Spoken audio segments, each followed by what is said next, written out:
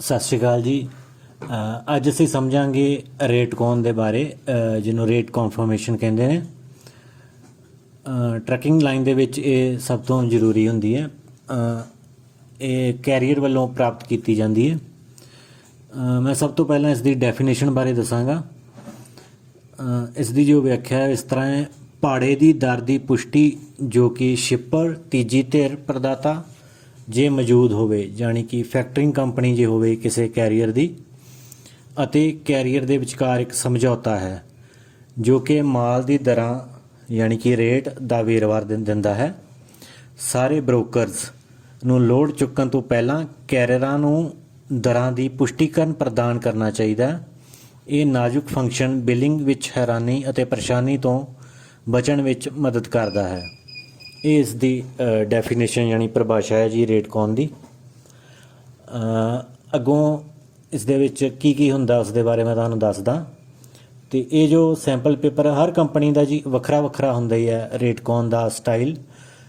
ਅਸੀਂ ਇੱਕ ਇਹਨਾਂ ਵਿੱਚੋਂ ਚੁਣਿਆ ਅਤੇ ਮੈਂ ਦੱਸਦਾ ਇਸ ਦੇ ਵਿੱਚ ਕੀ ਕੀ ਹੁੰਦਾ।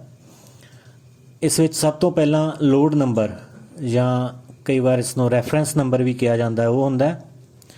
ਅਤੇ ਬਿਲਿੰਗ ਟੂ ਕੰਪਨੀ ਦਾ ਐਡਰੈਸ ਅਤੇ ਸਾਰੀ ਕੰਟੈਕਟ ਡਿਟੇਲ ਹੁੰਦੀ ਹੈ ਉਹਨਾਂ ਦੀ, ਅਤੇ ਬਰੋਕਰ ਦਾ ਨਾਮ ਅਤੇ ਉਸ ਦਾ ਕੰਟੈਕਟ ਹੁੰਦਾ।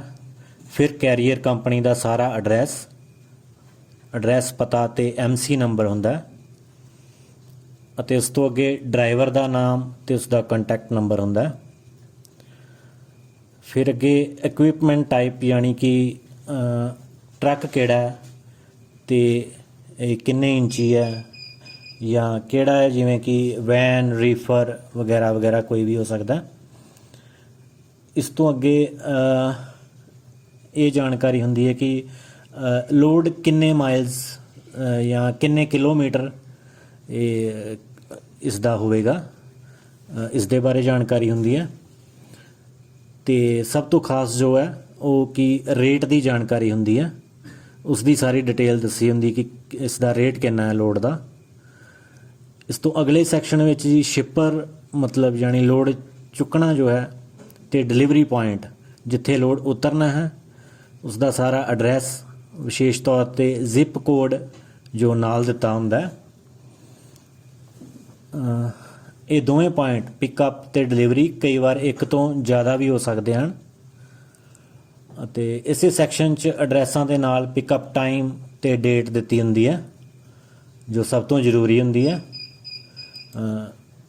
ਜ਼ਰੂਰੀ ਇਸ ਕਰਕੇ ਜੀ ਪੂਰੇ ਉਸੇ ਡੇਟ ਦੇ ਪੂਰੇ ਟਾਈਮ 'ਤੇ ਜੋ ਹੈ ਡਰਾਈਵਰ ਨੂੰ ਉੱਥੇ ਪਹੁੰਚਣਾ ਚਾਹੀਦਾ ਲੋਡ, ਅਤੇ ਪੂਰੇ ਟਾਈਮ 'ਤੇ ਹੀ ਚੁੱਕਣਾ ਚਾਹੀਦਾ। ਜੇ ਲੇਟ ਜ਼ਿਆਦਾ ਹੋ ਜੇ ਤਾਂ ਫਿਰ ਜੁਰਮਾਨਾ ਪੈ ਸਕਦਾ ਜੀ ਕੈਰੀਅਰ ਕੰਪਨੀ ਨੂੰ।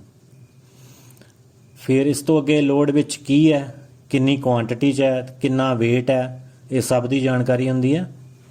ਇਸ ਤੋਂ ਅਗਲੇ ਸੈਕਸ਼ਨ 'ਚ ਕੰਪਨੀ ਦੀਆਂ ਸਾਰੀਆਂ ਟਰਮ ਐਂਡ ਕੰਡੀਸ਼ਨਸ ਹੁੰਦੀਆਂ ਨੇ, ਅਤੇ ਨਾਲ ਹੀ ਕੰਪਨੀ ਨੇ ਆਪਣੇ ਈਮੇਲ ਅਤੇ ਫਿਜ਼ੀਕਲ ਐਡਰੈਸ ਦੱਸੇ ਹੁੰਦੇ ਹਨ, ਜਿਨ੍ਹਾਂ ਵਿੱਚ ਕੈਰੀਅਰ ਕੰਪਨੀ ਨੂੰ ਲੋਡ ਦੀ ਡਿਲੀਵਰੀ ਅਤੇ ਦਸਤਾਵੇਜ਼ ਯਾਨੀ ਕਿ POD ਜਾਂ ਇਸ ਨੂੰ BOL ਵੀ ਕਹਿੰਦੇ ਨੇ, ਉਹ ਸੈਂਡ ਕਰਨੇ ਹੁੰਦੇ ਨੇ ਇਹਨਾਂ ਐਡਰੈਸਾਂ 'ਤੇ।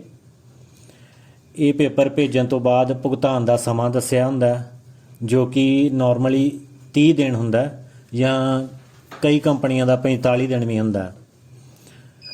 ਇਹਨਾਂ ਵਿੱਚ ਇੱਕ ਈਮੇਲ ਐਡਰੈਸ ਜੋ ਕੁਇਕ ਪੇ ਦਾ ਵੀ ਹੁੰਦਾ।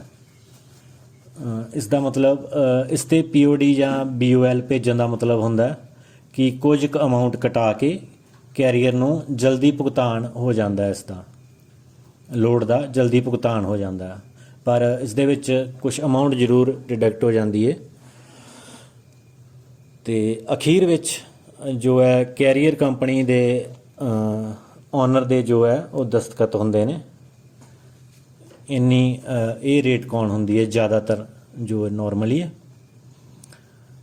ਉਮੀਦ ਕਰਦਾ ਜੀ ਤੁਸੀਂ ਸਾਰੇ ਸਮਝ ਗਏ ਹੋਵੋਗੇ ਕੀ ਹੁੰਦੀ ਹੈ ਰੇਟ ਕੌਨ ਅਤੇ ਕੀ ਕੀ ਹੁੰਦਾ ਇਸ ਦੇ ਵਿੱਚ।